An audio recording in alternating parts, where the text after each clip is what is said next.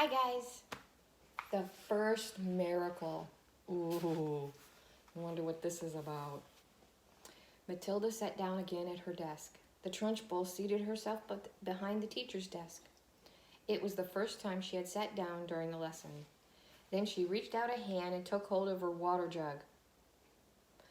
Still holding the jug by the handle, but not lifting it yet, she said, "I have never been able to understand why small children are so disgusting. They are the bane of my life. They are like insects. They should be got rid of as early as possible.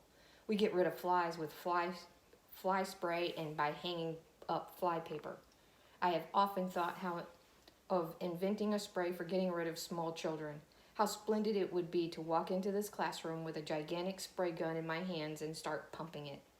Or better still, some huge strips of sticky paper. I would hang them all around the school and you'd all get stuck to them, and that would be the end of it. Wouldn't that be a good idea, Miss Honey?" "If it's meant to be a joke, Headmistress, I don't think it's a very funny one," Miss Honey said from the back of the class. "You wouldn't, would you, Miss Honey?" The Trunchbull said. "And it's not meant to be a joke. My idea of a perfect school, Miss Honey, is one that has no children in it at all. One of these days I shall start up a school like that. I think it will be very successful." "The woman's mad," Miss Honey was telling herself. She's round the twist. She's the one who ought to be got rid of.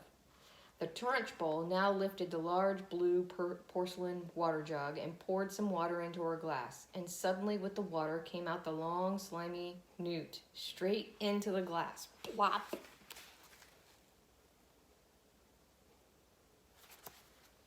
The Trunchbull let out a yell and leaped off her chair as though a firecracker had gone off underneath her.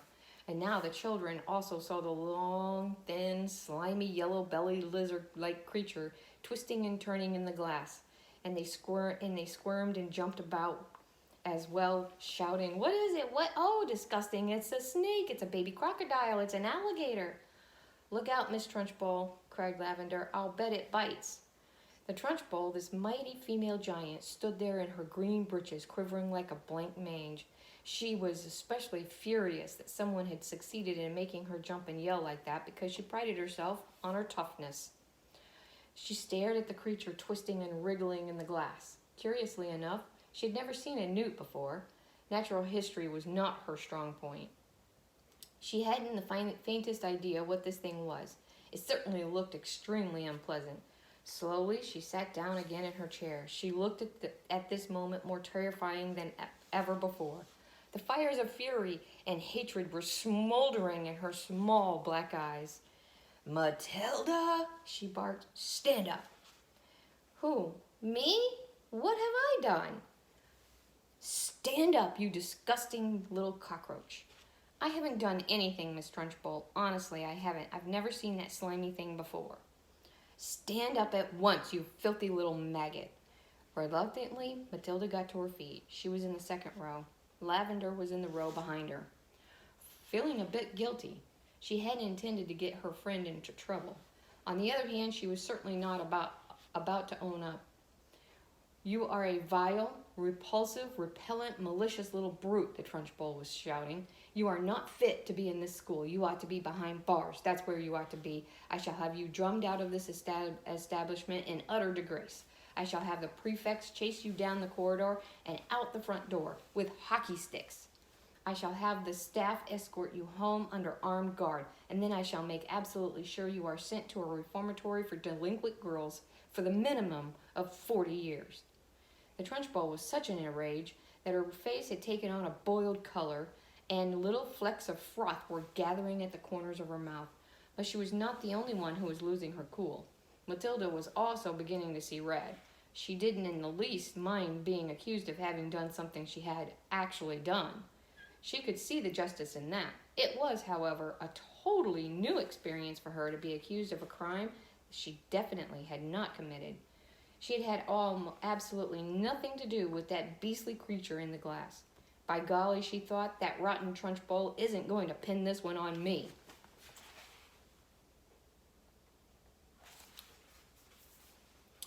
"I did not do it," she screamed. "Oh, yes, you did," the Trunchbull roared back. "Nobody else could have thought up a trick like that. Your father was right to warn me about you. The woman seemed to have lost control of herself completely. She was ranting like a maniac. You are finished in this school, young lady, she shouted. You are finished everywhere. I shall personally see to it that you are put away in a place not even the crows can land their droppings on you. You will probably never see the light of day again. I'm telling you, I did not do it, Matilda screamed. I've never even seen a creature like that in my life. There's the Trunchbull yelling. And the little newt inside the glass. You have put a crocodile in my drinking water, the Trunchbull yelled back. There is no worse crime in the world against a headmistress. Now sit down and don't say a word. Go on, sit down at once. But I'm telling you, Matilda shouting, refusing to sit down. I am telling you to shut up, the Trunchbull roared. If you don't shut up at once and sit down, I shall remove my belt and let you have it with the end that has the buckle. Slowly, Matilda sat down. Oh, the rottenness of it all. The unfairness. How dare they expel her for something she hadn't done? Matilda felt herself getting angrier and angrier and angrier. So unbearably angry that something was bound to explode inside her very soon. The newt was still squirming in the glass of water. It looked horribly uncomfortable. The glass was not big enough for it. Matilda glared at the Trunchbull. How she hated her. She glared at the glass with the newt in it. She longed to march up and grab the glass and tip the contents, newt and all over Trunchbull's head. She trembled to think what the Trunchbull would do to her if she did that. The Trunchbull was sitting behind the teacher's table, staring with a mixture of horror and fascination at the newt wriggling in the glass. Matilda's eyes were also riveted on the glass. And now, quite slowly, there began to creep over Matilda a most extraordinary and peculiar feeling. The feeling was mostly in the eyes. A kind of electricity seemed to be gathering inside them. A sense of power was brewing in those eyes of hers, and feeling a great strength was settling itself deep inside her eyes. But there was also another feeling which was something else altogether, and which she could not understand. It was like flashes of lightning. Little waves of lightning seemed to be flashing out of her eyes. Her eyeballs beginning to get hot as though vast energy was building up somewhere inside them. It was an amazing sensation. She kept her eyes steadily on the glass, and now the power was concentrating itself in one small part of each eye and growing stronger and stronger, and it felt as though millions of tiny little invisible arms with hands on them were shooting out of her eyes towards the glass she was staring at. Tip it, Matilda whispered. Tip it over. She saw the glass wobble. It actually tilted backwards a fraction of an inch and then righted itself again. She kept pushing it with all those millions of invisible little arms and hands that were reaching out from her eyes, feeling the power that was flashing straight from the two little black dots in the very centers of her eyeballs. Tip it, she whispered. Tip it over, she whispered. Once again, the glass wobbled. She pushed harder, still, willing her eyes to shoot out more power. And then very, very slowly, so slowly she could hardly see it happening, the glass began to lean backwards, further and further backwards, until it was balancing on just one edge of its base. And there it teetered for a few seconds before finally toppling over and falling with a sharp tinkle on the desk. The water in it and the squirming newt splashed out all over Miss Trunchbull's enormous bosom. The headmistress let out a yell that must have rattled every window pane in the building, and for the second time in the last 5 minutes, she shot out of her chair like a rocket. The newt clutched desperately at the cotton smock where it covered the great chest, and there it clung with its little claw-like feet. The Trunchbull looked down and saw it, and she bellowed even louder, and with a swipe of her hand, she sent the creature flying across the classroom. It landed on the floor beside Lavender's desk, and very quickly she ducked down, picked it up, and put it into her pencil box for another time. A newt, she decided, was a useful thing to have around. The Trunchbull, her face more like a boiled ham than ever, was standing before the class, quivering with fury. Her massive bosom was heaving in and out, and the splash of water down the front of it made a dark wet patch that had probably soaked right through to her skin. There's the Trunchbull getting all wet. Who did it? She roared. Come on, own up, step forward. You won't escape this time. Who is responsible for this dirty job? Who pushed over this glass? Nobody answered. The room remained silent as a tomb. Matilda, she roared. It was you. I know it was you. Matilda in the second row sat very still and said nothing. A strange feeling of serenity and confidence was sweeping over her, and all of a sudden she found that she was frightened by no one in the world. With the power of her eyes alone, she had compelled a glass of water to tip and spill its contents over the horrible headmistress, and anybody who could do that could do anything. "Speak up, you clotted carbuncle," roared Trunchbull. "Admit that you did it." Matilda looked right back into the flashing eyes of this infuriated female giant and said with total calmness, "I have not moved away from my desk, Miss Trunchbull, since the lesson began. I can say no more." Suddenly the entire class seemed to rise up against the headmistress. "She didn't move," they cried out. "Matilda didn't move. Nobody moved. You must have knocked it over yourself."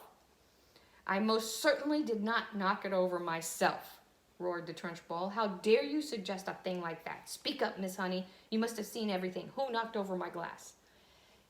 "None of the children did, Miss Trunchbull," Miss Honey answered. "I can vouch for it that nobody has moved from his or her desk all the time you've been here, except for Nigel, and he has not moved from his corner." Miss Trunchbull glared at Miss Honey. Miss Honey met her gaze without flinching. "I am telling you the truth, Miss Headmistress. You must have knocked it over without knowing it.